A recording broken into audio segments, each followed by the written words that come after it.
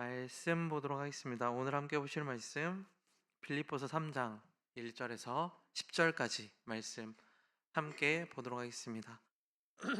빌립보서 3장 1절에서 10절까지의 말씀 함께 읽겠습니다.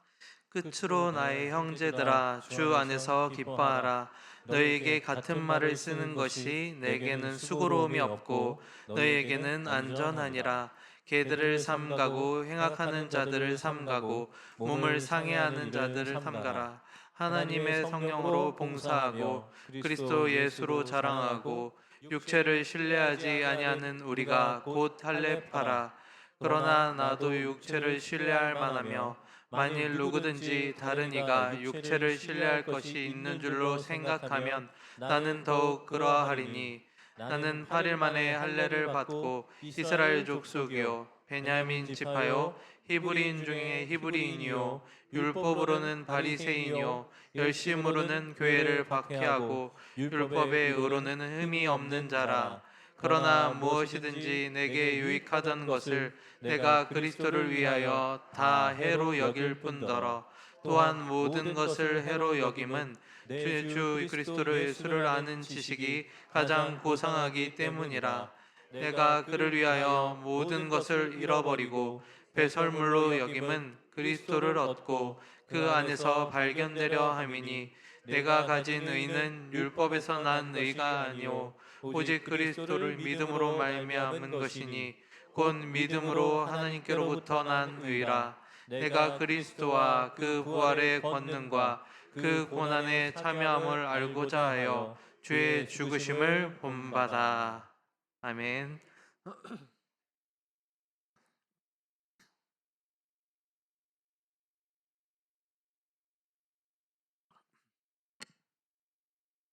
네, 제 착각인지 모르겠습니다만, 1월 첫 주라서 그럴까요? 평소보다 월등히 인원이 많은 것 같은, 그런 느낌이 듭니다. 어, 이 인원이 쭉 지속됐으면 좋겠습니다. 네, 네. 첫 시작이어서가 아니라 중간도 그리고 마지막도 함께 한 자리에서 예배하며 은혜 받는 것들을 쉬지 않고 멈추지 않는 우리가 될 수 있었으면 좋겠습니다. 아멘 하셨어요? 오늘 빌립보서 3장의 말씀으로 함께 은혜를 나누고자 합니다. 저번 시간에 2장까지의 말씀을 나누고 이제 3장으로 넘어왔는데 3장에서 바울은 끝으로 라는 말로 3장을 열고 있습니다. 근데 여러분 보통 끝으로라고 하면 액면가 그대로 정말 마지막이라는 말입니다. 근데 빌립보서가 3장으로 끝나나요? 아닙니다. 4장까지 있어요. 심지어 4장 8절에 보면 끝으로라는 말이 또 기록되어 있습니다. 여러분 사람이 끝낸다고 했으면 끝을 내야 됩니다. 마지막으로 이라고 했으면 마지막이어야 돼요. 제가 설교에 대해서 이렇게 재밌는 설문을 하나 봤었는데 설교를 듣다가 가장 기쁜 순간이 언제냐 끝났을 때 빼고 그랬는데 많은 분들이 이렇게 대답해 주셨어요. 세 번째로 라고 할 때 가장 마음이 좋다고. 그에 반해 그러면 힘든 때는 언제냐 그랬는데 갑자기 네 번째로 하면 마음이 힘들어집니다. 언제 끝날지 모르는 거예요. 이게 네 번째부터는 이제 그게 제약이 풀려버리는 거기 때문에 예, 제가 한번 교회 이제 20살 때 교회 탐방을 막 다니고 싶어가지고 제가 시골 출신이라 20살 때 이제 경기도로 올라와가지고 서울 큰 교회를 막 탐방으로 돌아다녔었습니다. 근데 한 30분을 설교하시고 갑자기 이제 설교만 한 30분 하시고서 그 다음에 두 번째로 이러시는 거예요. 그래서 그때부터 막 힘들어지기 시작했습니다. 근데 네 번째, 다섯 번째까지 있더라고요. 그래서 설교를 1시간 반을 하셨습니다.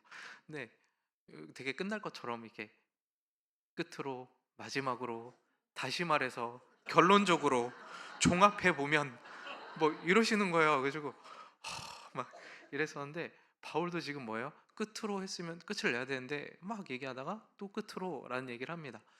바울이 왜 이랬느냐를 생각해 보면 3장에서의 끝으로는 빌립보서를 끝내겠다는 말이 아닙니다. 앞에서 했던 말들을 마무리 짓고 새로운 주제로 다시 이야기를 시작하겠다는 뜻입니다. 그래서 앞에서 했던 이야기들 1장 27절부터 2장 30절까지의 말씀을 보면 이런 이야기들을 했어요. 너희는 복음에 합당하게 생활을 해라 라고 이야기를 했었죠. 그래서 복음에 합당한 생활이 뭐냐?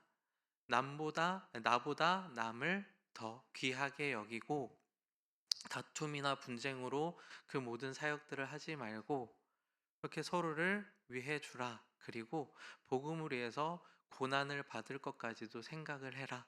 그리고 더 나아가서 하나님과 동등됨을 취하실 수 있는 분이지만 그렇게 하지 않으시고 자기를 비워 종의 형체를 가지사 죽기까지 충성하신 예수 그리스도를 본받는 자리까지 나아가는 것, 그것이 복음에 합당한 삶이다라고 설명하면서 2장 말미에 이런 얘기들을 했었죠.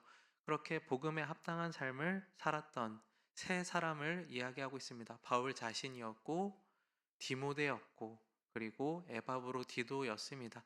그러면서 디모데를 너희에게 보낸다. 그러니 너희가 함께 교제하면서 배우면서 서로 신앙에 도움이 됐으면 좋겠다라는 이야기들을 사도 바울은 했었습니다.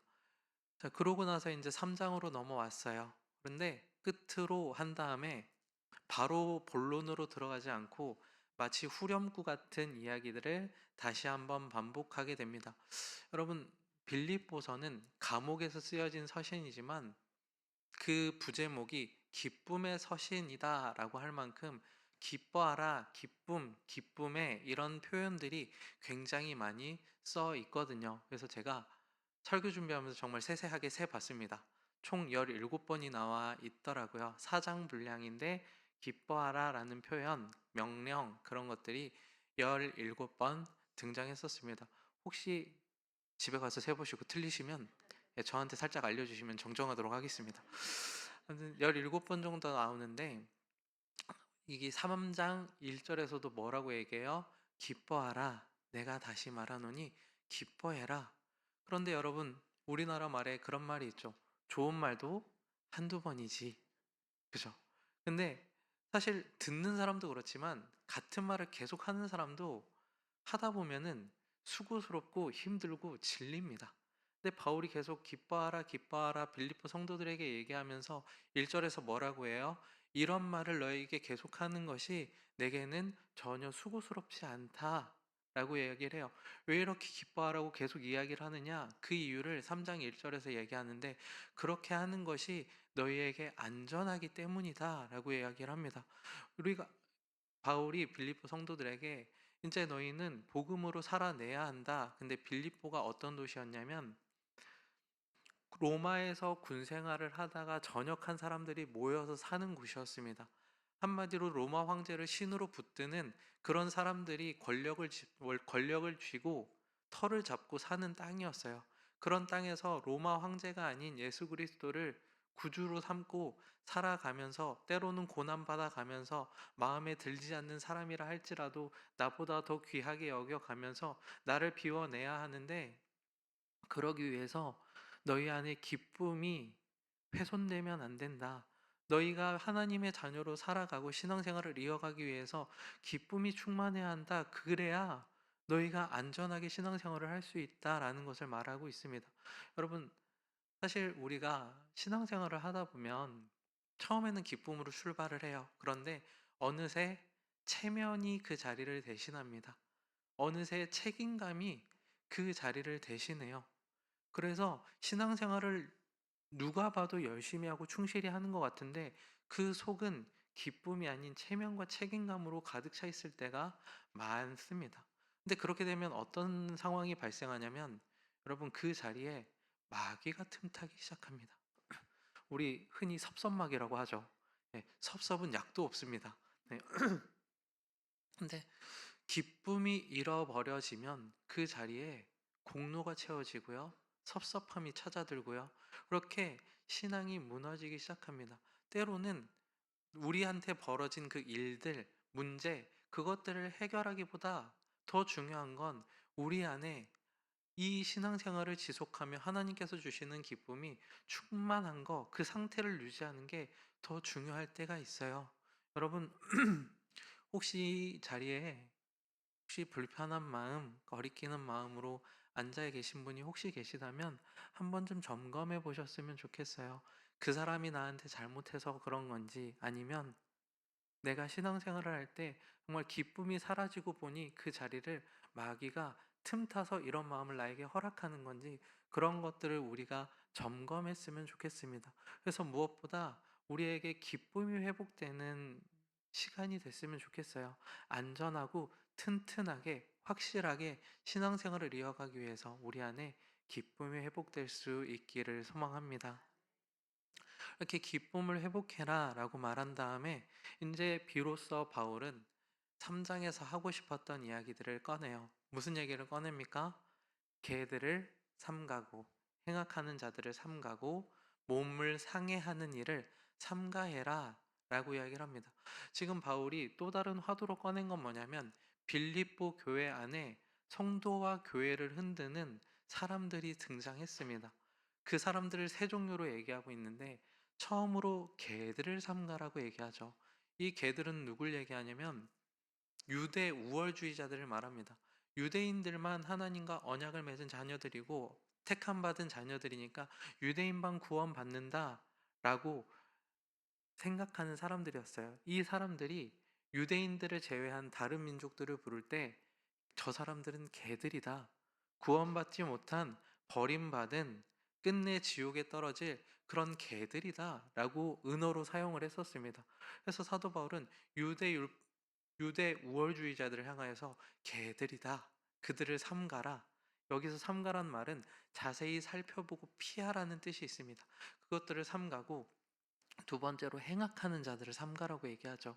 이 행악하는 자들은 율법주의자들을 이야기합니다. 율법을 토시 하나 틀리지 않고 지켜야 구원을 받는다라고 얘기하는 사람들, 율법을 그렇게 철저하게 지키는데 이것들이 오히려 그들에게 악이 되었다. 그래서 행악하는 자들, 율법주의자들, 그들도 삼가해라. 그리고 세 번째로 그 육신을 상해하는 자들, 상하게 하는 자들, 이들을 삼가라고 하는데 이 사람들은 예전 번역을 보면요. 예전 한글 번역을 보면 손할례당을 삼가라 라고 이야기하고 있습니다. 몸을 상해하는 거, 이걸 원어를 보면 살갗을 베어내는 일이라고 되어 있습니다. 자, 그래서 이 사람들은 할례파를 얘기하는데 할례를 받은 사람들이 하나님의 자녀들이지. 왜요?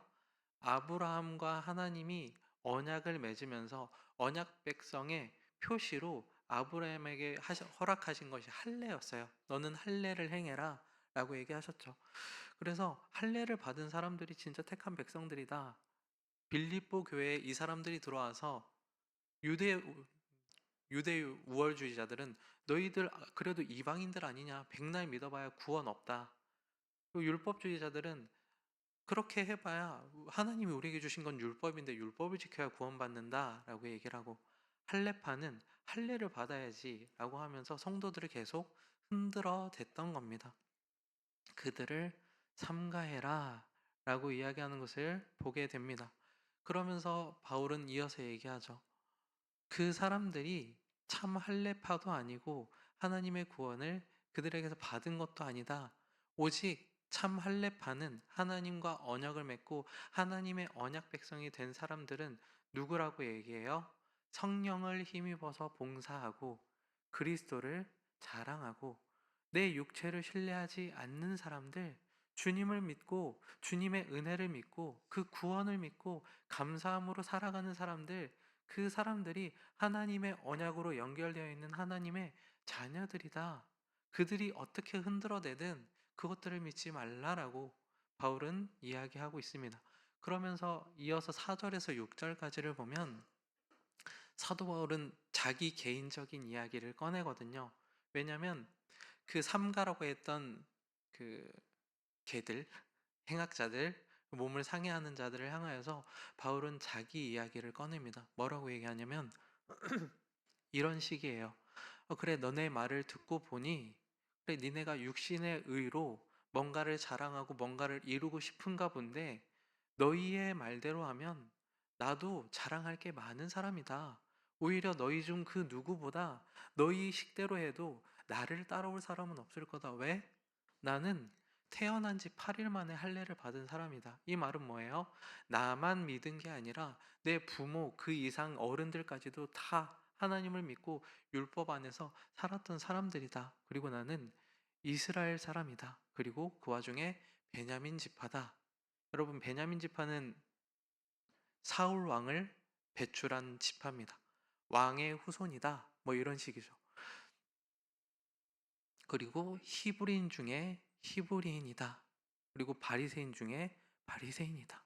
바리새인은 율법을 토시 하나 틀리지 않고 그대로 지켜야 한다라는 주장을 갖고 있던 사람들이었어요. 태어날 때부터 혈통적으로 그리고 집안적으로 무흠한 히브리인이고 이스라엘 백성인데 그 와중에 그 누구보다 율법을 철저하게 지켰던 바리새인, 그 와중에서도 으뜸을 달렸던 사람, 그게 나다. 그리고 출생으로만 봐도 이렇게 너희 입장에서 흠이 없는데 난 그 이후로도 그치지 않고 교회를 박해했던 사람이다. 내 의에 취해 있던 사람이다. 그리고 율법으로 하면 나한테서 흠을 찾을 수 없을 만큼 무흠한 사람, 그게 바로 나다라고 이야기를 하고 있는 것이죠. 자, 유대 우월주의자들, 유대인만 구원받는다. 내가 그 누구보다 혈통적으로 더 완벽한 유대인이다. 그리고 율법을 지켜야 구원받는다고 이야기하는 너희들아, 나는 바리새인이었다. 율법을 토시 하나 틀리지 않고 지켜야 구원받는다고 할 만큼 율법으로 나한테서 흠을 찾기 어려울 만큼 나는 그렇게 완벽하게 율법을 지킨 사람이다. 그리고 할례파들아, 나는 난지 8일 만에 할례를 받은 사람이다. 너희가 바라는, 너희가 원하는, 너희가 맞다라고 얘기하는 그 모든 조건을 완벽하게 지킨 게 바로 나다. 라고 지금 바울은 얘기하는 겁니다. 근데 단순히 바울이 이 얘기를 꺼낸 게 이 사람들을 코를 납작하게 눌려주려는 그 목적만을 가지고 이야기한 게 아닙니다. 그 다음에 더 중요한 이야기를 하죠. 이렇게 나에게 육신의 자랑이 참 많이 있는데 그런 것들을 난 더 이상 자랑하지 않는다. 과거에는 그게 자랑이고 그것이 면류관인 줄 알고 열심히 달려왔으나 지금은 그러지 않는다. 왜? 그리스도를 아는 지식이 가장 고상하다는 것을 알았기 때문이다. 예전에는 율법을 지키면 그것으로 인해서 내가 발견되는 줄 알았고, 내가 교회를 박해하면 사람들이 박수 쳐주면 그것이 나를 증명하는 것인 줄 알았는데 아니더라. 다메섹 도상에서 내가 박해하던 예수 그리스도를 알고 그분을 만나 그분과 관계를 맺고 교제하고 보니 그리스도를 아는 지식, 하나님과 맺은 그 관계가 가장 고상한 거더라. 그리고 그 관계 안에서 내가 새롭게 발견되더라. 나는 그전에는 내 율법의 의로 나를 완성하려고 했는데 그리스도 안에서 나를 보니까 나는 죄인이더라. 그런데 나를 위해 몸지고 피 흘려 대신 죽어주신 예수 그리스도가 계시더라. 그분을 믿기만 하면 그분이 나를 의롭다고 여겨주시더라. 사람이 내게 부여하는 의가 아니라 하나님의 아들 예수 그리스도께서 그분을 믿기만 하면 나를 의롭다라고 칭찬해 주시고 이 박해자였던 나를 들어 이방의 빛으로 사용하시더라. 나는 그 가치를 알고 그것이 너무 소중해서 이전에 내가 들고 있던 붙잡고 있던 그 모든 가치 그것들을 배설물처럼 버리고 아까워하지 않는다 라고 이야기를 하게 됩니다. 그러면서 내가 이제 그리스도의 부활과 죽으심에 참여하려고 한다 라는 것들을 바울은 계속 이야기를 하죠. 다른 한편으로는 빌립보 성도들을 붙드는 한편, 또 한편으로는 교회를 흔드는 사람들을 향하여서도 아니야, 그 이상의 가치가 있어. 너희들이 붙드는 가치, 내가 붙들고 그 가치의 끝을 내가 달려봤는데 그 가치의 끝에서 예수를 만나고 보니까 그것이 아무것도 아니더라. 라는 것들을 지금 바울은 자기가 경험한 체험을 토대로 모두에게 이야기하고 있거든요. 여러분, 바울이 참 재밌습니다. 1절에서 분명히 기뻐하고 기뻐하라라고 했다가 2절에서 이제 개들을 삼가고 행악하는 자들을 삼가고 기뻐하라 그래 놓고 바로 화를 내요. 근데 왜 이렇게까지 바울이 이 사람들에게 화를 낼까? 사실 그렇지 않습니까? 율법도 할례도 사실 하나님이 주신 거예요. 하나님이 하나님의 백성들에게 지키라고 주신 게 율법이고, 하나님이 택하신 자녀들에게 표지로 주신 것이 할례입니다. 하나님을 믿으면서, 예수 그리스도를 믿으면서 율법도 지키고 할례도 행하면 좋은 게 아닌가. 근데 왜 이 사람들에게 바울은 이렇게 화를 내고 있을까를 생각해 보면, 그 이유를 생각해 보면, 예를 들어 보면 그렇습니다. 여러분 혹시 반고흐라는 화가를 아십니까? 네. 대답 감사합니다. 네.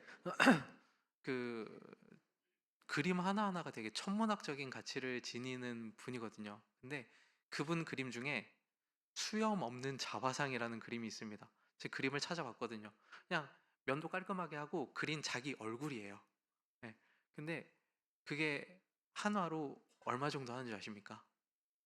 예, 제가 친히 네이버까지 찾아가가지고 환율까지 다 쳐가지고 7,850 몇 달러에 팔렸답니다. 억도 아니고 달러예요. 그래서 제가 환율을 대충 계산해 봤더니 1,600억 정도? 예, 가격을 쳐보고 나도 그림을 그릴 걸 그랬네. 네, 물론 농담입니다. 근데 바울이 이 행악자들에게 화를 내는 이유는 이런 겁니다. 여러분, 그 완벽한 1,600억짜리 그림에다가, 자 여러분 봤는데 수염이 없으니까 방고 같지가 않아요. 수염을 그려야겠어 내가. 가지고 여러분이 가지고 있는 모든 예술혼을 불태워가지고 한 가닥 한 가닥 수염을 정성스럽게 그렸다고 칩시다. 그러면 그게 팔리기는 할까요? 네, 안 팔립니다. 아무도 안 사요. 왜요? 반고흐가 그려놓은 그 그림 자체로 완벽하거든요. 그 시대를 살았던 그 사람이 그렸던 그림이기 때문에 가치가 있는 겁니다. 근데 아무리 자기 마음에 안 들려고 해도 그거 저희가 수염을 그리는 순간 그냥 이 조카가 그린 그림이랑 똑같이 되는 거예요. 그래서 지금 바울이 화를 내는 이유는 이겁니다. 예수 그리스도께서 이미 완벽한 구원을 너희에게 이루어 주셨고 은혜로 그것들을 너희에게 주셨는데 너희는 왜 자꾸 뭔가를 더하려고 하느냐? 그건 예수 그리스도의 구원의 가치를 무시하고 짓밟는 일이다. 그 주신 은혜에 대하여 우리가 마땅히 보여야 할 반응은 감사함으로 받아서 그 은혜에 감사해서 봉사하고 살면서 주 예수의 은혜 안에서 우리를 발견하고 더 나아가는 것, 그것이 우리가 해야 할 일인데 너희는 어찌하여 자꾸만 그 완벽한 구원을 훼손하고 있느냐? 그것이 바울이 화를 내고 있는 이유입니다. 여러분, 기독교는 부호의 종교가 아닙니다. 이렇게 합시다 라고 외쳐서 그렇게 우르르 따라가는 종교가 아니에요. 기독교는 체험의 종교입니다. 그리스도를 맛보아 알고 체험하여 알고 내 기도에 응답하사 그 모든 소원을 아뢰고 들으시고 응답하시는 나와 동행하시는 하나님을 겪어 알고 맛보아 아는, 그것이 기독교 신앙입니다. 바울은 지금 그 얘기를 하고 있어요. 너희가 이거 하면 될 줄 알았지? 아니야. 저거 지키면 될 줄 알았지? 아니야. 내가 해보니까 그거 다 아니더라. 내가 그리스도를 경험하고 나니까 그리스도의 가치가 어느 정도인지 알겠더라. 그래서 그 모든 것들을 버렸어. 너희도 그 가치 안에 들어왔으면 좋겠다. 나는 더 이상 다른 것들을 보지 않아. 예수 그리스도의 죽으심과 부활에 참여하는 사람, 그 주님과 함께 걸어가는 삶, 그것들을 나는 살고자 한다라고 바울은 계속 이야기를 하고 있거든요. 여러분, 바울은 더없이 완벽한 자랑을 가진 사람이었어요. 근데 그것을 버립니다. 왜요? 더 큰 가치를 발견했기 때문이에요. 예수 그리스도라는 가치, 예수 그리스도께서 나에게 주신 구원이라는 가치, 그것들을 너무나도 크게 깨닫고 알게 된 겁니다. 여러분, 제가 가끔 장난을 칠 때가 있어요. 친구 집을 가면 조카들이 너무 이쁘잖아요. 그래서 조카들한테 왜 이렇게 삼촌들이 용돈을 줬는지 알겠는 겁니다. 용돈을 주고 좋아하는 그 얼굴을 보는 맛이 있어요. 이제 애들 놀린다고 10,000원짜리랑 50,000원짜리 이렇게 들고서 하나 가져가 그럽니다. 그러면 애들은 10,000원짜리 가져간 애들이 없더라고요. 네. 네. 분명히 이빨 두세 개 난 애들인데도 50,000원짜리를 귀신같이 가져갑니다. 네. 그럴 때가 되면 이 아이가 타락한 게 아닌가라는 생각을 네, 살짝 해보기도 하는데, 사람은 그렇죠. 더 나은 가치를 두고 더 적은 가치를 선택하는 사람은 없습니다. 더 큰 가치를 위해서 시간과 애를 쓰게 돼 있어요. 바울은 예수 그리스도가 가장 큰 가치고 고결한 가치야. 너희도 그 가치를 발견하고 그곳으로 나아오기를 원한다는 이야기를 하고 있어요. 여러분, 자신의 모든 자랑을 버리고 예수 그리스도를 얻은 사람, 그게 바울입니다. 우리에게도 그런 결단이 있었으면 좋겠어요. 우리가 가진 자랑 많겠죠.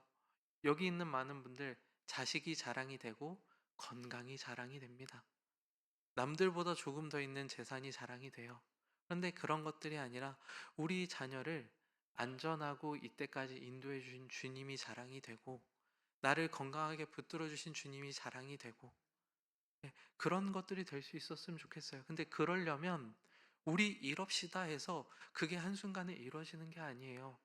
그리스도라는 가치가 우리 안에서 커져야 상대적으로 세상적인 가치가 줄어들게 됩니다. 그래서 제가 오늘 설교를 준비하면서 그런 바램을 가지고 설교를 준비했어요. 새해 첫 주일 설교입니다. 그런데 올 한해 예배도 많이 나오시고 기도하는 자리에도 서 계십시오. 그리고 특세의 자리도 빠지지 말고 나오십시오. 그렇게 은혜를 알고 기도하고 하나님이 응답해 주시고 더 크게 이루어 가시고 우리 삶에 하나님께서 부어 주시고 채워 주시고 그 많은 것들을 베풀어 주시는 것들을 여러분들이 체험할 수 있었으면 좋겠어요. 그래서 이거 놔, 이게 아니라 이게 더 가치가 있다니까라고 해서 우리의 신앙을 누군가가 손잡고 끌고 가는 게 아니라 맛보아 아는 신앙이 되는 한 해가 됐으면 좋겠습니다. 바울은 그 얘기를 하거든요. 내가 맛보아 알겠는데 이거 아니야. 예수가 참돼. 여러분, 근데 이걸 맛보지 않은 사람이 알까요? 아무리 얘기한다고 해서 이 사람이 알까요? 몰라요. 우리도 그랬으면 좋겠습니다. 누군가가 이거 해봐 좋다가 아니라 우리 안에 근거가 있고 납득이 돼야 돼요. 예수가 정말 크구나. 주님께서 주신 은혜가 너무나도 크고 놀랍구나. 그래서 내가 갖고 있는 자랑이 자연스럽게 포기가 되고 놔지는 거, 주님이 얼마나 크신지 알겠어요. 주님이 베풀어 주신 주원이 얼마나 귀한 건 줄 알겠어요. 그것 때문에 제가 이걸 놓을 수가 있어요. 라는 그 토대와 감사와 그 이유가 올 한해 우리 안에서 충만하게 넘치는 우리가 될 수 있었으면 좋겠습니다. 체험하시고 맛보시고 깨달아 아는, 그래서 더 나은 가치를 선택하는, 세상적인 어떠함이 아니라 예수 그리스도를 선택하는 우리 모두가 될 수 있었으면 좋겠습니다. 그래서 여러분, 때도 좋아요. 여러분, 내일부터 뭐가 있다고요? 네, 그 시상을 하지만 교육자들은 시상을 하지 않습니다. 그럼에도 저는 다 나올 겁니다. 네, 어쩔 수 없긴 하지만 그래도 다 나올 겁니다. 네, 여기 계신 여러분들도 전출하시면 좋겠습니다.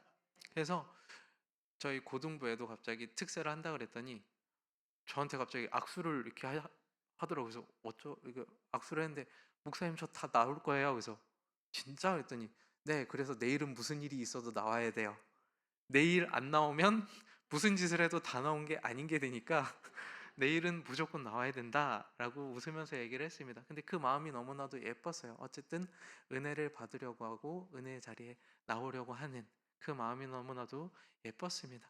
여러분, 은혜의 자리에서 간구하는 하나님의 자녀들, 하나님 입장에서 너무 이쁘지 않을까요? 내가 세상과 비교할 수 없는 은혜를 너에게 줄게. 왜 내가 이 자리를 만들어서 너희를 불렀는지 알게 해줄게. 간구하고 구하는 너희에게 넘치도록 능히 하는 하나님이 있다는 걸 알게 해줄게. 하나님은 그걸 하고 싶지 않으실까요? 그래서 특별 새벽 기도회를 마련하지 않으셨을까요?